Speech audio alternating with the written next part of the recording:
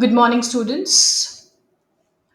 Let us discuss the next two forms of poetry, that is, ode and ballet. We are done with lyric, which is a short poem which can be sung. We are done with sonnet, a poem of 14 lines. And we have done epic. Epic is a long poem which tells a story of great, a story in a grand style. So today we discuss what is an ode. Ode is again a form of lyric. It is a poem which is serious and dignified with varying rhyme scheme. It is longer than the lyric, that is the difference between lyric and an ode. It is written to honor an important occasion, an important public figure, or any subject of universal significance. It is addressed to the being or the object it deals with. अगर मैं English writer की बात करूं, John Keats has written, so typo error over here, written WRITTEN, English odes. He is a romantic poet who is very popular for writing odes. And of course he goes back to the Greek writers. जैसे कि मैंने epic में आप लोगों को बताया कि Greek works जो थे, ग्रीक राइटर्स जो थे, ग्रीक लिटरेचर जो था, that was so rich that writers of various ages, they looked back to them, they took inspiration from them. So he has written some famous odes, namely Ode to a Grecian Urn. यहाँ हमने बात करी थी, देखो, it is addressed to our being or the object it deals with. तो यहाँ John Keats Grecian earn की बात करते हैं अपने ode to a Grecian urn में. And over here he tells us the story of the nightingale, ode to the nightingale, and many more odes he has, popular odes John Keats has written. Basically, the origin of an ode, it is of Greek origin. Now, there are three types of odes: the Dorian or the Pindaric ode. Pindaric इसको नाम दिया गया है because Pindar was the first to use this category of odes. Then the Horatian odes, which comes, the name comes from the poet Horace, who used this type of odes first of all, and then the English ode. The Dorian or the Pindaric ode. The Dorian ode got its name from the district and the dialect. Dialect होता है local भाषा, है ना? From which it grew and flourished. So Dorian का नाम कहाँ से आया? From the place, from the district, the local language that was used there. It was accompanied by dance as it was sung. Its structure is based on the movement of the dancers, and it is divided into three parts. The first part is known as strophe, the second stanza is known as antistrophe, and the third stanza is known as epode. We will not go into details. It is just कि आपको ये पता होना चाहिए when you're writing the definition on pen of the Dorian ode, or you are writing maybe a note on the Dorian ode. It was Greek poet Pindar who established this form. Pindaric odes were written to praise and glorify some celebrated person. And whom did Pindar celebrate? He celebrated the victorious athletes in Olympic Games in his ode. So, this is what you have to remember about the Dorian or the Pindaric odes. Next is the Horatian ode. This ode got its name from the great Roman poet Horace. Remember, Pindar was Greek, Horace is a Roman poet. The odes written by Horace influenced many English ode writers. This type of ode is calm, meditative, and colloquial. It has a number of short stanzas. Each stanza has same rhyme and meter. अब इसको prepare करने के लिए ना, एक मैं आपको simple way बताऊंगी. टैबुलर फॉर्म में आप इन तीनों को पॉइंट वाइज बना लीजिए. That ways you will not forget also. जैसे हमने वहाँ पढ़ा कि it was there was accompaniment of dance and all. Here the it is calm, it is meditative, though it is colloquial. Colloquial होती है जो लोग लोकल नहीं बोलेंगे, जो आम बोलचाल की भाषा होती है ना. Colloquial language is different, dialect is different. Dialect होती है जो बोली होती है. Remember that there is a difference between the two. And there, Pindaric ode, it has three stanzas. First stanza, second stanza, three stanza, and इनके अपने नाम हैं. And here it is. It has a number of short stanzas. Then comes the English ode. English ode was influenced by Pindaric as well as Horatian odes. It developed its own conventions. Conventions होते rules over the ages. So over the ages English ode जो लिखा गया, obviously वो influence Horace और Pindar से हुआ, but they made their own rules. In the 17th century, the most original odes were written by Abraham Cowley. The subject matter, tone, style, and form were not bound by classical traditions. Means they did not follow the rules. They broke away from the rules which were set by. अब rules क्या हैं? यही rules हैं जो हमने discuss किया कि ये काम है, meditative है, इतने stanzas होते हैं, ऐसी rhyme होती है. ठीक है? These were the rules. So the English ode writers, they break through those rules. They did not follow those rules. So this is all about ode. You will have to learn them with the few examples which I have mentioned, and remember that Abraham Cowley was the most popular writer of the 17th century. Right? This much is enough as far as ode is concerned. And last and a very interesting form is ballet.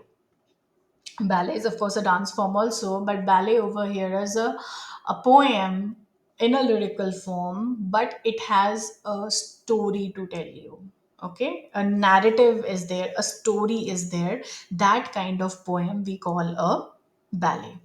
अब देखिए, ये पांचों forms जो हमने पढ़े हैं, lyric, sonnet, epic, ode, ballet, ये अब आपके टिप्स पे होने चाहिए. That simple meaning. अब वो सिंपल मीनिंग कब आपको आएगा? When you try to understand what I am saying. सिर्फ लिखने का काम, नोट्स बनाने का काम नहीं है. Obviously it is theory, you have to learn everything, but then you have to have an understanding. If I ask you what is a lyric, it should come quickly. Lyric is a small poem which can be sung. What is a ballet? So a sonnet, a poem of 14 lines. What is a epic? A poem with a grand style. What is an ode? It is a short poem, but it is bigger than the lyric. What is a ballet? Ballet is a poem which tells us a story, which tells us a narrative. So, as a tips पे होने चाहिए. You should learn this. सिर्फ answer करने के लिए नहीं, otherwise भी you should always remember it. Okay. So the ballet is popular lyric form. It tells a story in verse, that is in poem form, in a set meter called the ballet measure. कई बार ballet measure आ जाता है definition कि what is, वो जो one word answer आते हैं उसमें कई बार पूछते हैं. Originally, it was intended to be a song to be sung. It is one of the oldest forms of literature, reason being that it has risen out of folk literature and has strong oral tradition. वही बात आ गई जो हमने epic में पढ़ी है ना, folk literature and oral tradition. Now ballets are narrative variety. They are the narrative variety of the folk songs written by some unknown writers and which got changed by each singer with repetition over ages. Now, in this connection, I would like to tell you something. If I have to explain you, अगर आप हमारे हिमाचल के songs लेते हैं, जैसे कि there is this popular Kangri song, अम्मा पुछदी सुनती है मेरी ये, it has a story to tell you. And every district of Himachal, wherever this song is sung, they will sing it in their own manner. लेकिन जो basic story है ना, which the writer, which the poet is trying to tell you, that will not change. It may have various versions, but the basic storyline will not change. Similarly, this song Shimla Di Rahein, again many singers have sung it, but the basic crux, the basic idea, the basic story which every singer or the poet is trying to tell you, that remains the same. Okay, so that is what how folk literature or oral tradition passes on from one generation to another, and that is what it means here also. Ballets are the narrative variety of folk songs written by some unknown writers and which got changed by each singer with repetitions over the ages. Himachal folk songs, agar aap dekho, they are so rich and they are one of the best examples as far as ballet is concerned, especially the songs which have a story to tell. Now, the literary ballet came out of the traditional ballet. यहाँ पे भी दो option types हैं, जैसे आपने वहाँ epic में पढ़े, traditional and literary. In England, the most distinguished and popular ballets were written in the Romantic period of Wordsworth, Keats and Shelley. Romantic period हम 16th century को बोलते हैं. जब हम literature पढ़ना शुरू करते हैं, in your masters, when you will do that, we start studying literature from the 14th century, because in that age came the father of English literature Geoffrey Chaucer. ये मैंने आपको लास्ट ईयर भी बताया था, if you have seen the videos properly, the lectures properly. So the kind of ballets, traditional ballet and literary ballets. The traditional ballet, अब दोनों के बीच में कुछ minor differences हैं, that is what you have to learn and understand. Also known as the popular and the folk ballet, is a song which was sung to the accompaniment of a harp. Harp is that huge musical instrument, which is used by a wandering singer or groups of singer. Tanpura की तरह होता है harp, कुछ somewhat like a tanpura. It is basically dramatic. It achieves its effect through the description of action and through dialogue. It is mostly impersonal. The common subject of the traditional ballet is love and loss. The focus remains on one single dramatic event. So, these are the features of traditional ballet. Now, literary ballet. To explain this, I have drawn out the difference between the two. Two important distinctions between literary ballet and traditional ballet. The author of literary ballet is known, and the author of traditional ballet is not known, and it undergoes change with time. Musical instruments are not used in the literary ballet. In the 18th century, that is the Romantic age, the best literary ballets were written, namely Coleridge's Rime of the Ancient Mariner, John Keats' की La Belle Dame Sans Mercy, and Scott की Proud Maisie. So these are one of the some of the popular ballets. Rime of the Ancient Mariner, अगर आप लोगों ने plus two में या कहीं पढ़ा होगा, there is this some people are on the boat and it so happens that by mistake they kill the bird, a weird bird that they see जिसको albatross बोलते हैं. And the writer, let me say the poet is saying, or one of the traveler who is on the ship, he says that we have killed the albatross and it will bring us bad luck. है ना?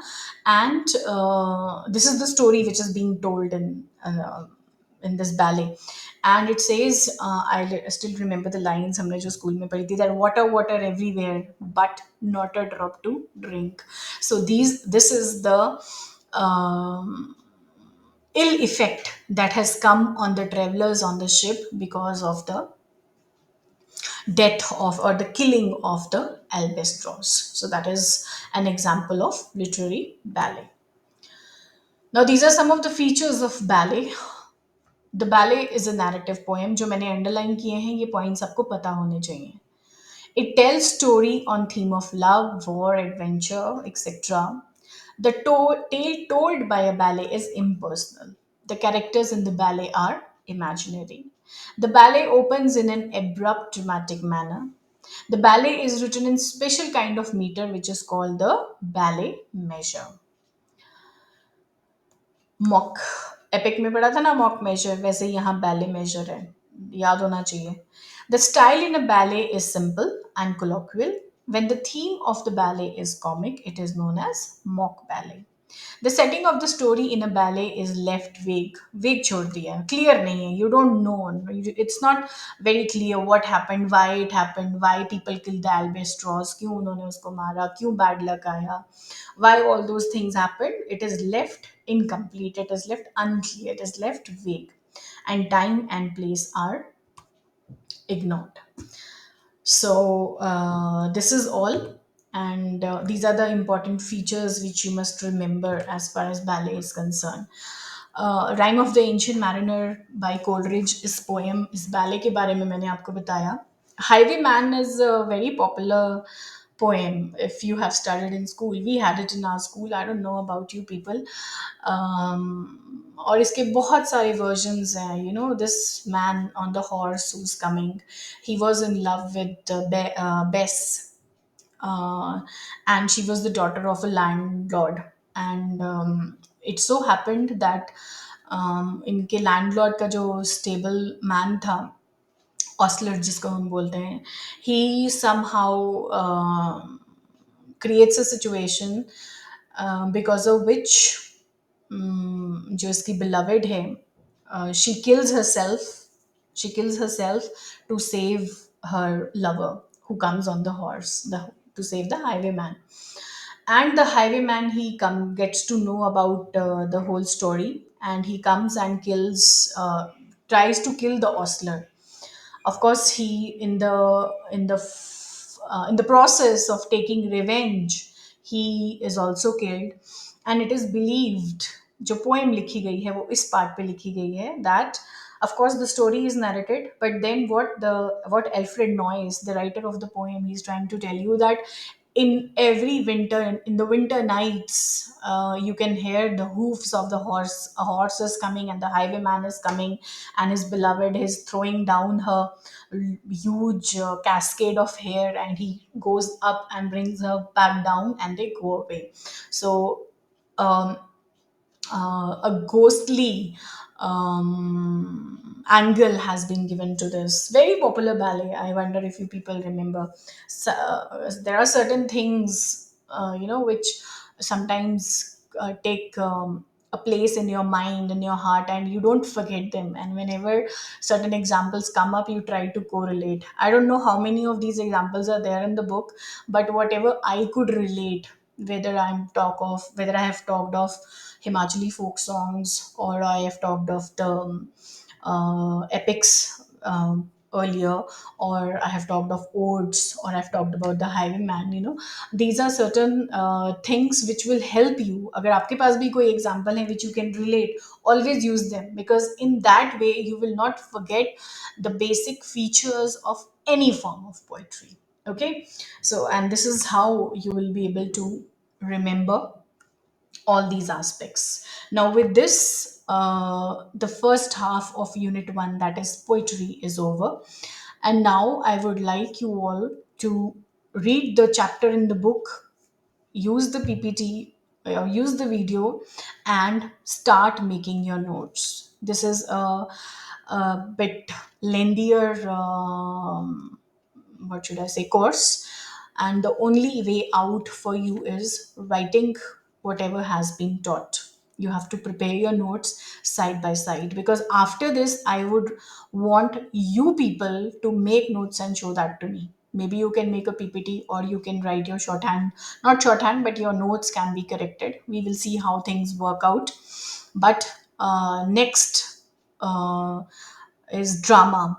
So I would divide it into you people. I will assign some work to you people, so that, taking example of the first part, that is poetry, you can work on drama, fiction, as well as on prose. So this is all for this chapter. Any queries, any doubts, they are almost always welcome. Thank you so much, and take care of yourself.